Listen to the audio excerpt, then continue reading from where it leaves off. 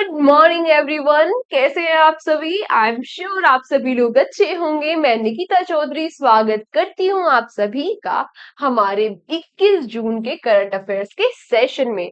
तो देख लेते हैं आज क्या कुछ है खास। हमारा फर्स्ट क्वेश्चन क्या है? When international yoga day. पहला क्वेश्चन ही बड़ा इंपॉर्टेंट है हमारा। तो when international yoga day is celebrated every year. हर साल योगा डे कब सेलिब्रेट किया जाता है? अरे आज ही तो योगा डे सेलिब्रेट किया जा रहा है ना, कर लिए ना आप लोगों ने आसन वासन। तो कब सेलिब्रेट किया जाता है? 21 जून को इंटरनेशनल योगा डे सेलिब्रेट किया जाता है। देखो पहली बात तो यहाँ पर ये आती है कि इंडिया इंडिया में हुआ है योगा का ओरिजिन। और जो योगा है ये हमारी लगभग 5,000 साल पुरानी धरोहर है। अब आप बात आती है कि मैम ये फर्स्ट टाइम जो इंटरनेशनल योगा डे है कब सेलिब्रेट किया गया था? देखो ये जो यूएन है यूएन यानी कि यूनाइटेड नेशंस के द्वारा इसका अडॉप्शन तो 2014 में ही कर लिया गया था। लेकिन ये फर्स्ट टाइम सेलिब्रेट कब हुआ था? ये फर्स्ट टाइम सेलिब्रेट किया गया था कब? याद होगा आपको, है ना? आप लोगों ने भी खूब आसन किए होंगे, तब तो अब भूल गए होंगे योगा के बारे में। अब याद भी नहीं रहता योगा डे कब आता है। तो फर्स्ट टाइम कब सेलिब्रेट किया गया था? 21 जून 2015 को ये फर्स्ट टाइम सेलिब्रेट किया गया था। अब उससे भी इंपॉर्टेंट चीज आती है क्या, कि मैम इस बार की थीम क्या है? तो इस बार की थीम क्या है जो हो जाती है बहुत ही ज्यादा इंपॉर्टेंट। तो थीम क्या है? Yoga for self and society. Yoga for self and society, ये हो जाती है इस बार की थीम।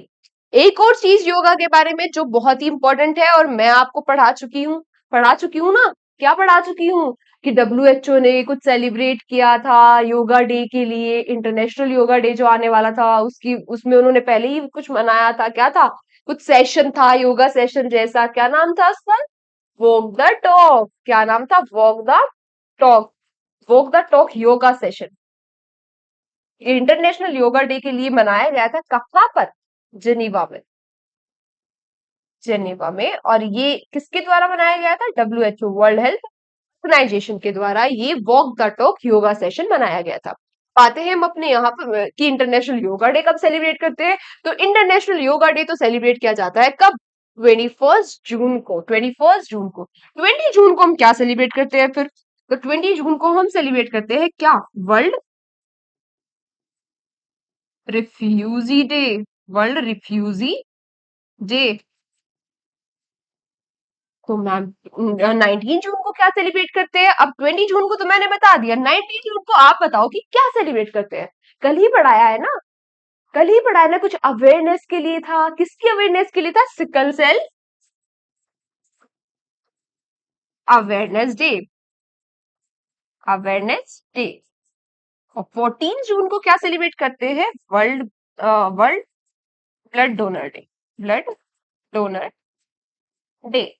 आई होप ये सारे जो डेज है वो आप लोगों को याद होंगे और अच्छे से याद होंगे। आते हैं अपने नेक्स्ट क्वेश्चन पर। Recently cabinet approve minimum support price MSP for which crops for marketing session 2024-25 2024-25 के मार्केटिंग सेशन के लिए कैबिनेट के द्वारा किस क्रॉप के लिए एमएसपी को अप्रूव कर दिया गया है? तो किस क्रॉप के लिए कर दिया गया है? ये कर दिया गया है खरीफ की क्रॉप के लिए। अब मैम ये खरीफ की क्रॉप होती कौन सी है? तो देखो जी, खरीफ की क्रॉप होती है, ये कौन सी होती है? ये होती है जो एंड ऑफ मॉनसून में लगाई जाती है। एंड ऑफ मॉनसून में लगाई जाती है। और आपसे कभी कभी डायरेक्ट क्वेश्चन भी पूछ लेता है कि राबी की क्रॉप है या खरीफ की क्रॉप है। तो ये जो खरीफ की क्रॉप होती है कौन सी होती है? राइस, मेज, बाजरा, सोयाबीन, कॉटन। मैम याद ही नहीं होती। अरे ऐसे चिल बैठ जाओ और पढ़ो। राइस, मेज, बाजरा, सोयाबीन, कॉटन। बाकी हम ऑप्शन एलिमिनेट कर लेंगे। राइस, मेज, बाजरा, सोयाबीन, कॉटन। राइस, मेज, बाजरा, सोयाबीन, कॉटन। ऐसे गाना बना लो ना इसका। राइस, मेज, बाजरा, सोयाबीन, कॉटन, खरीफ क्रॉप। खत्म। ऐसे पढ़ोगे।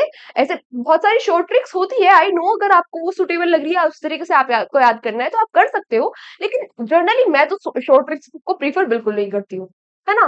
भी ऐसे भी याद रह जाएगा। अब जहां पे मैं बोलती हूँ ना कि हैंड रिटन नोट्स बनाने हैं, वो इसीलिए बोलती हूँ कि जब अपने आप हाथों से लिखोगे ना और उसे 2-3 बार रिवाइज करोगे, आपको ऑटोमेटिकली याद हो जाएगा। आपको एक शक्ल में से कहीं भी राइस लिखा हुआ देखोगे, तो आपको राबी का फोटो नजर आएगा कि आपने वहां राबी की उसमें लिखा था राइस की, है ना? होता है ना ऐसे। मेरे साथ तो होता है, आपका पता नहीं। राबी की क्रॉप कौन सी होती है? ये होती है wheat, barley, oats, pulses, mustard. Wheat, barley, oats, wheat, barley, oats, pulses, mustard. Wheat, barley, oats, pulses, mustard. ये क्या, इनको क्या भी कहते हैं? विंटर क्रॉप, यानी कि विंटर में लगाई जाती है। ठीक है, आते अपने नेक्स्ट क्वेश्चन पर।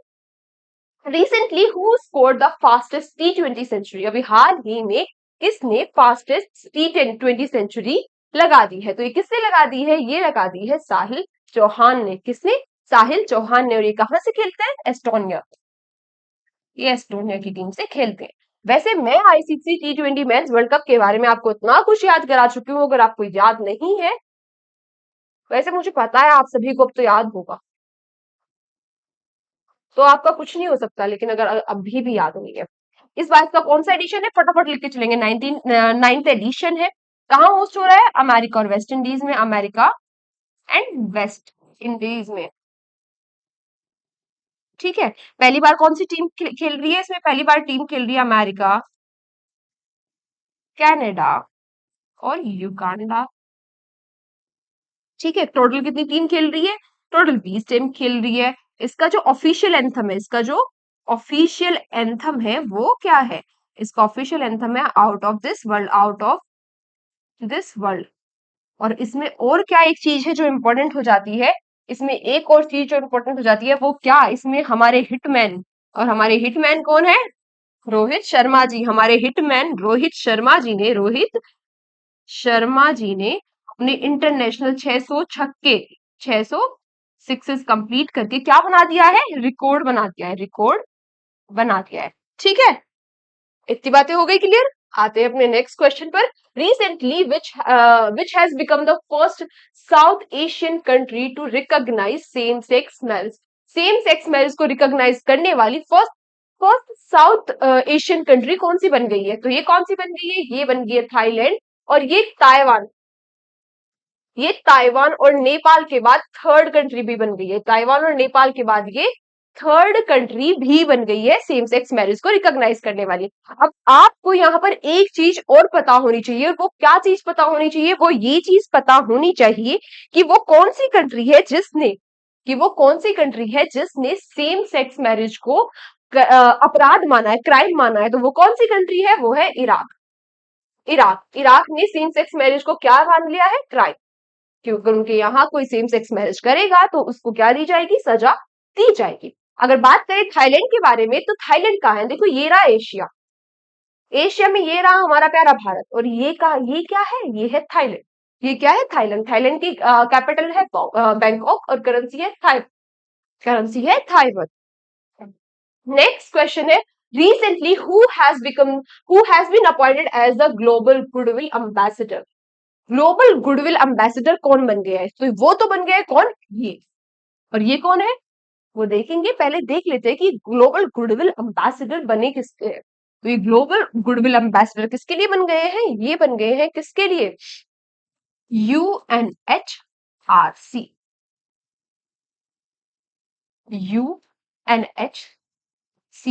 UNHCR के ये ग्लोबल गुडविल एम्बेसडर बन गए। अब मैम ये क्या है? ये होता है United nation high commissioner, high commissioner for refugee.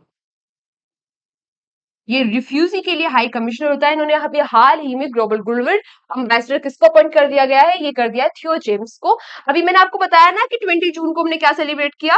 20 जून को हमने क्या सेलिब्रेट किया? World refugee day. तो उसी पर यूएनएचसीआर ने क्या किया? इन्होंने ग्लोबल गुडविल एम्बेसडर अपॉइंट कर दिया। किसको? थियो जेम्स को। अच्छा, आदित्य रॉय कपूर किसके ब्रांड एम्बेसडर है? किसके ब्रांड एम्बेसडर है? ये तो आपको पता ही होगा। राजकुमार राव किसके ब्रांड एम्बेसडर है? ये भी पता होगा। और करीना कपूर किसकी ब्रांड एम्बेसडर है? क्या कह रहे हो मैम? ये तो रट गया। ये तो हमें बिल्कुल पता है, उन दोनों का तो हम भूल गए। तो ये किसकी है? यूनिसेफ इंडिया की। और आदित्य रॉय कपूर किसके? टैक्स बड़ी के, टैक्स बड़ी के। कोई बात नहीं, ये भी ऐसे ही रट जाएंगे जैसे करीना कपूर जी रटी। और जो आदित्य रॉय कपूर जी है ये किसके? बिस्लेरी लेमनोटा के। आदित्य रॉय कपूर जी क्या है? ब्रांड एम्बेसडर है। आते हैं अपने नेक्स्ट क्वेश्चन पर। Recently which organisation adopted the nature's restoration law rehabilitation the ecosystem? अभी हाल ही में किस ऑर्गेनाइजेशन ने नेचर के लिए restoration law rehabilitation the ecosystem को रिहैबिटेट करने के लिए नेचर रिस्टोरेशन लॉ को अडॉप्ट कर लिया है? तो किसने कर लिया है? ये किसने कर लिया है? ये कर लिया किसने? ईयू, यूरोपियन यूनियन ने। अब इन लोगों ने ये नेचर रिस्टोरेशन लॉ अडॉप्ट किए कि हमने जितना भी नेचर का हार्म किया है, अब हम कोशिश करेंगे कि उन सारी चीजों को न्यूट्रल कर दे, आगे जो नेचर को हार्म ना करे। जो भी हमने आज तक का इतनी ग्लोबल वार्मिंग बढ़ती जा रही है, गर्मी बढ़ रही है, इतने नेचुरल डिजास्टर्स आ रहे हैं, तो कि हम पहल करेंगे, कोशिश करेंगे कि हम नेचर को हार्म ना करें, और जितना हमने अब तक हार्म कर दिया है उन सारी चीजों को हम न्यूट्रल कर दे। तो ये किसने अभी हाल ही में अडॉप्ट किए है नेचर रिस्टोरेशन लॉ? ये की है यूरोपियन यूनियन ने। वैसे G7 की अभी कहाँ पे चल रही थी समिट? इटली में। G7 की समिट कहाँ पे चल रही थी? इटली में। अगर हम यूरोपियन यूनियन के बारे में देखें तो ईयू, ईयू यानी कि यूरोपियन यूनियन, इसमें कितने मेंबर होते हैं? 27 मेंबर्स होते हैं। वैसे इसमें 28 मेंबर होते थे। कितने मेंबर होते थे? 28 होते थे। तो मैम एक कहाँ गया? और गया तो वो कौन सा था? तो देखो यूके ने इससे क्या कर लिया था? ब्रेग्जिट। ब्रेग्जिट का मतलब यूके से बाहर निकल गया था। उसके बाद इसमें 27 मेंबर्स बचे थे। हेडक्वार्टर्स कहाँ है? ब्रुसेल्स, बेल्जियम में। और प्रेसिडेंट कौन है? प्रेसिडेंट है उर्सुला वोन दर लेने। उर्सुला वोन दर लेने इसके क्या हो जाते हैं? प्रेसिडेंट हो जाते हैं। नेक्स्ट क्वेश्चन आपसे पूछ रहा है, according to the celebrity brand value report, अभी हाल ही में सेलिब्रिटी की ब्रांड वैल्यू रिपोर्ट आई है 2023 की। Who is the India's most valuable celebrity? हमारे भारत का मोस्ट वैल्यूएबल सेलिब्रिटी कौन है? तो हमारे भारत के मोस्ट वैल्यूएबल सेलिब्रिटी है कौन? विराट कोहली जी। कौन? विराट कोहली हमारे भारत के मोस्ट वैल्यूएबल सेलिब्रिटी है। फर्स्ट तो ये टॉप तो ये कर गए। सेकंड नंबर पे कौन आते हैं? सेकंड नंबर पे आए रणबीर कपूर, रणवीर सिंह। थर्ड नंबर पे कौन है? शाहरुख खान। थर्ड पे कौन है? शाहरुख खान। तो फर्स्ट कौन है हमारे यहाँ ब्रांड वैल्यू के हिसाब से? विराट कोहली। सेकंड पे रणवीर सिंह। और थर्ड पे कौन है? थर्ड पे है शाहरुख खान। अभी हाल ही में क्या हुई थी? रिपोर्ट रिलीज हुई थी। Next question, recently which country has launched the world's first unmanned system forces? हाल ही में किसने unmanned system forces को लॉन्च कर दिया है? अभी हाल ही में unmanned system forces को किस कंट्री ने लॉन्च कर दिया है? तो ये किसने कर दिया है? ये कर दिया है किसने? यूक्रेन ने। इसका क्या मतलब हुआ मैम? देखो इसमें अनमैंड यानी कि अनमैंड है, इसमें कोई भी आदमी नहीं काम करेगा। इसकी क्या होगी? रोबोटिक। ये रोबोटिक होने वाली है। और इसमें क्या होने वाला है? ये लेट, सी और एयर, तीनों के लिए इन्होंने क्या बना दिया? अनमेंड एयर फोर्सेस बना दी है। इनके जितने भी कॉम्बैट ऑपरेशन होंगे, पता है ना इनकी लड़ाई चल रही है, जितने भी कॉम्बैट ऑपरेशंस होंगे उनमें कौन फाइट करेगा? अनमेंड सिस्टम फोर्सेस फाइट करेगी। किसकी? यूक्रेन की। अगर हम बात करें, अच्छा अभी आपको एक और चीज यहाँ पे याद होगी, नहीं याद है तो एक बार याद कर लो। क्या हुई थी? Ukraine peace summit. Ukraine peace summit मैंने आपको बताया था कि यूक्रेन की पीस समिट चल रही है और उसमें रशिया से नहीं आने से क्या कर दिया? मना किया। आप लोग कर लो पीस, मैं तो नहीं करता। तो ये कहां पर हो रही थी? ये हो रही थी स्विट्जरलैंड में। स्विट्जरलैंड। और स्विट्जरलैंड में भी कहा? बर्न स्विट्जरलैंड में ये क्या हो रही थी? समिट हो रही थी। ठीक है। अब अगर हम बात करें यूक्रेन के बारे में कि यूक्रेन कहाँ है, तो ये रहा देखो रशिया। ये क्या रहा? रशिया। यहाँ क्या है? ये रहा यूक्रेन। क्या रहा? यूक्रेन। और ये क्या है? नीचे ब्लैक सी। नीचे क्या है? ब्लैक सी। कैपिटल क्या है यूक्रेन की? कीव। करेंसी है हर्बिनिया, हर्बिनिया। और प्रेसिडेंट है यहाँ के व्लादिमीर जेलेंस्की। प्रेसिडेंट कौन है? Vladimir Zelensky. Next question, recently Bonn Climate Conference 2024 was organized in which city? तो बोन कहाँ पर है? कहाँ पर है बोन? जर्मनी में। तो कहाँ पर हुई है बोन क्लाइमेट कॉन्फ्रेंस? तो ये बोन क्लाइमेट कॉन्फ्रेंस कहाँ पर हुई है? जर्मनी में हुई है। इसमें क्या किया गया? इसमें कॉप कॉप 29 में क्या मुद्दे डिस्कस किए जाएंगे? क्लाइमेट चेंज के बारे में यहाँ पे क्या हुआ? और क्लाइमेट चेंज किसके? क्लाइमेट चेंज के बारे में यहाँ पे डिस्कशन हुआ। अब ये तो ठीक है कि ये बोन क्लाइमेट कॉन्फ्रेंस कहाँ हो गई? जर्मनी में। आप पूछेंगे कि मैम ये कोप क्या बता दिया आपने? तो कोप क्या है? कोप होता है conference of parties. Conference of parties यानी कि पार्टीज की कॉन्फ्रेंस होती है। अब किसके द्वारा होती है? ये होती है यूनाइटेड नेशन की यूएनएफसीसीसी के द्वारा। ये क्या होता है? ये होता है United nation framework convention on climate change. United nation framework convention on climate change. First meeting यानी कि COP1। COP1 कहां पे हुई थी? बर्लिन जर्मनी में। कहां पर हुई थी? बर्लिन जर्मनी में। कब हुई थी? तो COP1 हुई थी 1995 में। 1995 में क्या हुई थी? COP1 हुई थी। और कहां पर हुई थी? बर्लिन जर्मनी में हुई थी। अब ये लास्ट टाइम कब हुई थी? तो ये लास्ट हुई थी COP28 और जो हुई थी दुबई यूएई में। दुबई यूएई में। ये कब हुई थी?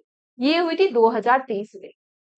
हर साल ही कॉन्फ्रेंस ऑफ पार्टीज की मीटिंग होती है जो क्लाइमेट चेंज पर बैठकर डिस्कशन करते हैं कि आगे फर्दर क्या स्टेप किए जाएंगे, कैसे क्लाइमेट चेंज को रोका जाएगा, कैसे हम सारी चीजें मैनेज करके चलेंगे। तो ये इसके लिए कॉन्फ्रेंस होती है। लास्ट टाइम कब हुई थी? 2023 में। कहां पर हुई थी? COP28 हुई थी। कहां पर? दुबई यूएई में हुई थी। COP29 ये कहां पर हुई होगी? अजरबैजान में होगी और 2024 में होगी।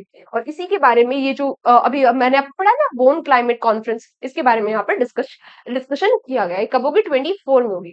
अच्छा, इंडिया भी कॉप होस्ट करेगा। और कौन सी कॉप होस्ट करेगा? COP33। COP33 इंडिया होस्ट करेगा। और ये COP33 होगी कब? 2028 में। कब होगी? 2028 में। इतनी चीजें क्लियर है यहाँ तक? क्लियर है ना? आते हैं नेक्स्ट क्वेश्चन पर।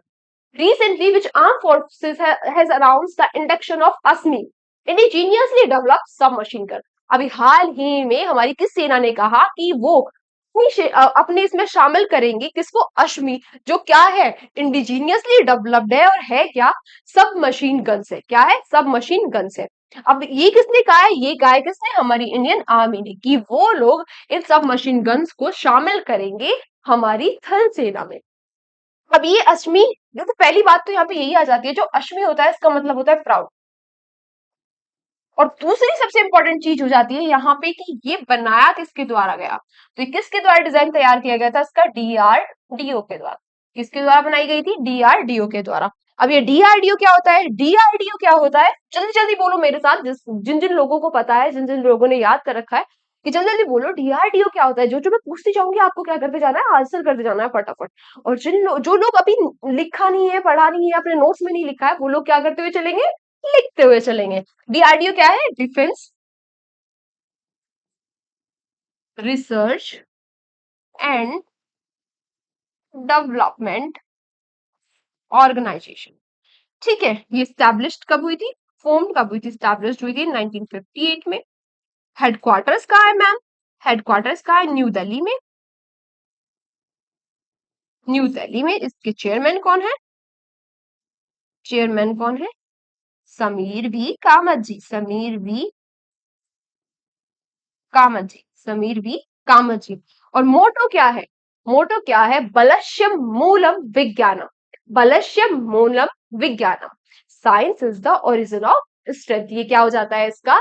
ये हो जाता है इसका मोटो। अच्छा, एक और चीज यहाँ पे जो इम्पोर्टेंट और जो आज के लिए आपका क्वेश्चन ऑफ द डे होगा, क्वेश्चन ऑफ द डे होगा, और सभी लोग आंसर क्या करो क्वेश्चन ऑफ द डे के कमेंट्स में।